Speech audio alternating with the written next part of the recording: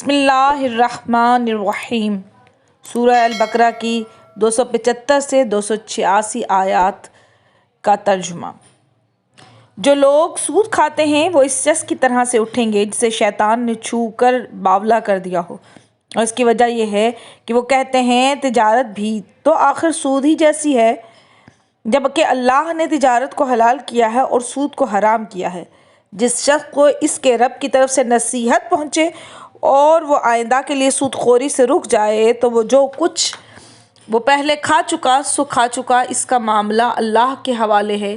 جو اس کے بعد اس حرکات کا اعادہ کرے وہ دوزخی ہے، جہاں وہ ہمیشہ رہے گا۔ اللہ سود کو برباد کرتا ہے اور صدقات میں اضافہ کرتا ہے۔ خدا کسی ناشکر بدعمل انسان کو پسند نہیں کرتا۔ بے شک جو لوگ ایمان لے آئے اور نیک عمل کیے اور نماز قائم کی اور زکوٰۃ ادا کی، ان کا اجر ان کے پروردگار کے یہاں محفوظ ہے۔ ان پر کوئی خوف نہیں اور نہ ہی وہ غمگین ہوں گے۔ اے ایمان والوں، اللہ سے ڈرتے رہو اور تمہارا جو سود باقی رہ گیا اسے چھوڑ دو، اگر تم واقعی مومن ہو۔ اگر تم نے ایسا نہ کیا تو آگاہ ہو جاؤ کہ اللہ اور اس کے رسول کی طرف سے تمہارے خلاف اعلان جنگ ہے۔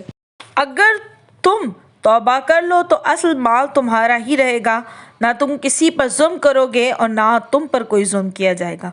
اگر تمہارا مقروض تنگ دست ہو تو فراخی تک اسے مہلت دو، اور اگر تم معاف کر دو تو تمہارے لیے زیادہ بہتر ہے، بشرط یہ کہ تم اسے سمجھ سکو۔ اس دن کی ذلت اور رسوائی سے بچو جب تمہیں پلٹا کر اللہ کی بارگاہ میں پیش کیا جائے گا، اور وہاں ہر شخص کو اس کی کمائی ہوئی نیکی یا بدی کا پورا بدلہ دیا جائے گا، اور کسی پر ظلم نہیں کیا جائے گا۔ اے ایمان والوں، جب تم آپس میں مقررہ وقت کے لیے قرض کا لین دین کرو تو اسے لکھ لیا کرو۔ فریقین کے درمیان ایک شخص عدل پر مبنی قرض کی دستاویز لکھے جسے اللہ نے لکھنے کی صلاحیت بخشی ہو تو اسے لکھنے سے انکار نہ کرنا چاہیے۔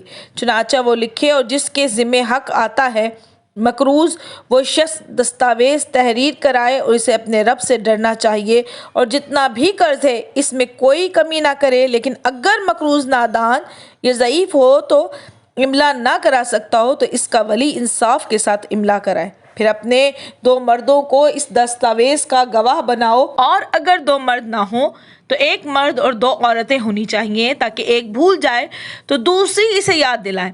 یہ گواہ ایسے لوگوں میں سے ہونے چاہیے جن کی گواہی تمہارے درمیان مقبول ہو، اور جب گواہوں کی گواہی کے لیے طلب کیا جائے تو انہیں انکار نہیں کرنا چاہیے۔ معاملہ خواہ چھوٹا ہو یا بڑا، میعاد کی تعین کے ساتھ اس کی دستاویز لکھ لینے میں سستی نہ کیا کرو۔ اللہ کے ہاں یہ طریقہ زیادہ انصاف پر مبنی ہے، اور اس سے شہادت قائم ہونے میں زیادہ سہولت رہتی ہے، اور تمہارے شکوک و شبہات میں مبتلا ہونے کا امکان کم رہ جاتا ہے۔ ہاں، جو تجارتی لین دین دست بدست تم لوگ آپس میں کرتے ہو، اگر اس کو نہ لکھا جائے تو کوئی حرج نہیں، مگر تجارتی معاملات طے کرتے وقت گواہ کر لیا کرو۔ کاتب اور گواہ کو ستایا نہ جائے، اگر ایسا کرو گے تو تم گناہ کا ارتکاب کرو گے، اور اللہ سے ڈرتے رہو، وہ تمہیں صحیح طریقہ عمل کی تعلیم دیتا ہے، اور اللہ کو ہر چیز کا علم ہے۔ اور اگر تم سفر میں ہو اور تمہیں کوئی کاتب نہ ملے تو رہن بالقبض پر معاملہ کر لو۔ اگر تم میں سے کوئی شخص دوسرے پر بھروسہ کر کے اس کے ساتھ کوئی معاملہ کرے تو جس پر بھروسہ کیا گیا ہے اسے چاہیے کہ امانت ادا کرے، اور اللہ یعنی اپنے رب سے ڈرتا رہے، اور شہادت ہرگز نہ چھپاؤ۔ جو شہادت چھپاتا ہے اس کا دل گناہ میں آلودہ ہے، اور اللہ کو تمہارے تمام اعمال کا علم ہے۔ آسمانوں اور زمین میں جو کچھ ہے وہ سب خدا کی ملکیت ہے۔ تم اپنے دل کی باتیں ظاہر کرو یا چھپاؤ، اللہ تم سے اس کا حساب لے گا۔ پھر اسے اختیار ہے جسے چاہے معاف کر دے اور جسے چاہے عذاب دے۔ اللہ ہر چیز پر قدرت رکھتا ہے۔ رسول اس پر ایمان لایا ہے جو اس کے رب سے اس پر نازل ہوا ہے، اور مومن بھی ایمان لائے ہیں۔ سب کے سب اللہ اور اس کے فرشتوں اور اس کی کتابوں اور اس کے رسولوں پر ایمان لائے ہیں۔ ان کا قول یہ ہے کہ ہم اللہ کے رسول کو ایک دوسرے سے جدا نہیں کرتے۔ ہم نے حکم سنا اور اطاعت قبول کی، مالک ہم تجھ سے خطا بخشی کے طالب ہیں اور ہمیں تیری طرف ہی پلٹنا ہے۔ اللہ کسی بھی جان پر اس کی وسعت سے زیادہ بوجھ نہیں ڈالتا۔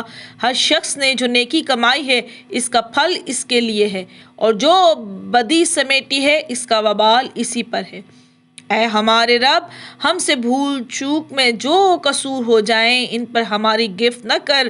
مالک، ہم پر وہ بوجھ نہ ڈال جو تو نے ہم سے پہلے لوگوں پر ڈالے تھے۔ پروردگار، جس بار کو اٹھانے کی ہم میں طاقت نہیں وہ ہم پر نہ رکھ۔ ہمارے ساتھ نرمی کر، ہم سے درگزر فرما، ہم پر رحم کر، تو ہمارا مولا ہے۔